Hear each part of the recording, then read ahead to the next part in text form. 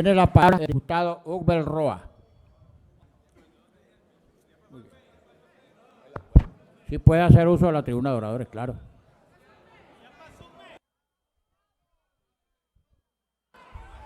No hay problema porque ahí los micrófonos están fijos.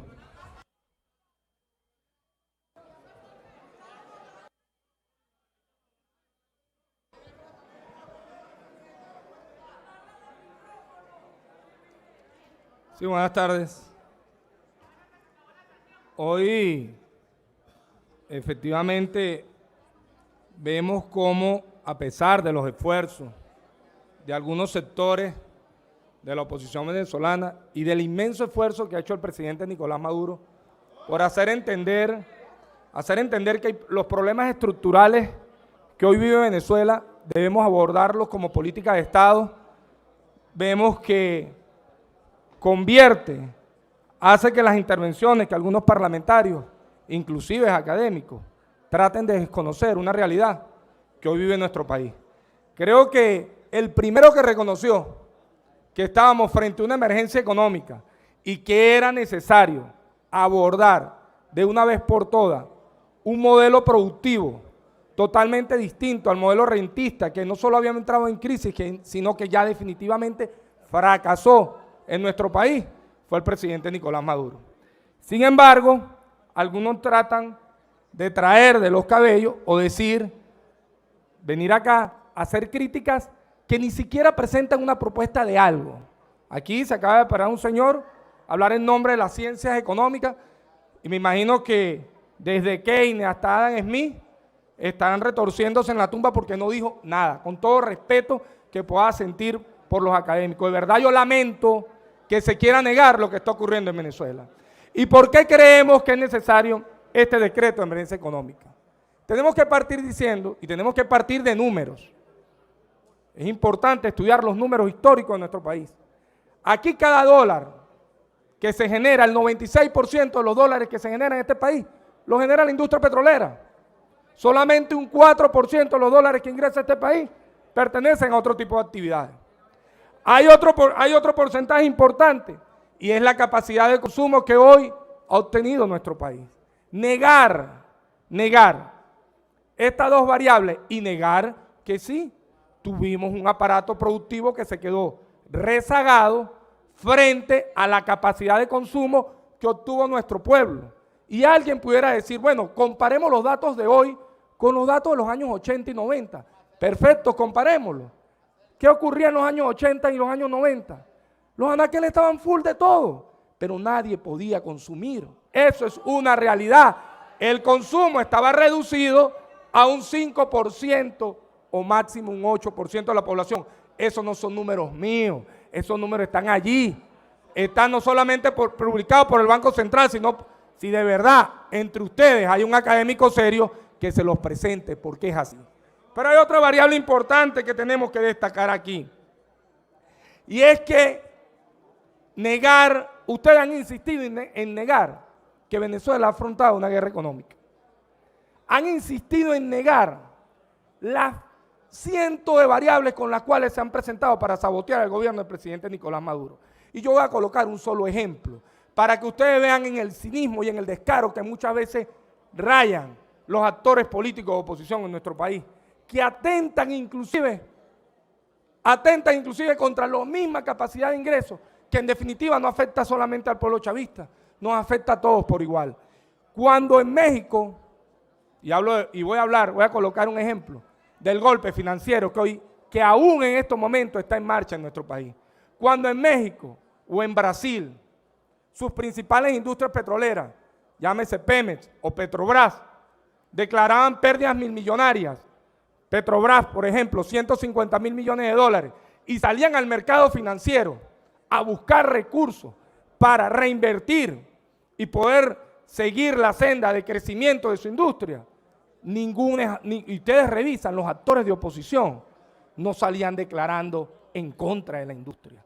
Nosotros vimos como actores políticos de la clase política opositora en este país no les importó inclusive hacer lobby para ver si fracasaba la negociación del canje de bonos que recientemente realizó PDVSA. Pero no bastaba solo eso, sino que concatenados y aliados con factores externos, se bloquearon cuentas para que el país no pudiera traer materias primas. ¿Cuántos barcos para poder cancelar? ¿Cuántos barcos no tenían que estar en aguas internacionales? Porque tenía que el Ejecutivo sortear triangulaciones financieras para poder cancelar a sus proveedores. Señores, y esto lo saben, y esto no lo estoy diciendo yo aquí a lo loco, esto lo saben el sector empresarial que de verdad ha entendido, porque esto hay que decirlo, en estos momentos donde gracias al decreto de emergencia económica hemos podido sortear y mantener la paz en este país, los sectores productivos y comprometidos con el país han entendido por qué hay una guerra financiera, por qué se intenta bloquear la posibilidad que inclusive el Estado venezolano, netamente rentista, porque hay que decirlo, lo hemos asumido, dependíamos netamente del ingreso petrolero, cayó en más de un 78% el ingreso de divisas a nuestro país, lo cual nos lleva a abocarnos a buscar fuentes alternas de ingreso. Decir que simple y llanamente que no, que los chavistas no han querido soltar la divisa, por favor. Aquí en los sectores productivos comprometidos han asumido que es necesario combatir el boicot y lo colocaban ahí en un documento. Un documento que también nos lleva a hacer unas profundas reflexiones. Aquí hablaba un académico. La necesidad de producir y de poder nosotros colocar otros insumos en el mercado internacional. Qué bueno, ser competitivo en una economía acostumbrada al modelo rentista que subsidiaba la producción en toda su cadena, porque esto hay que decirlo.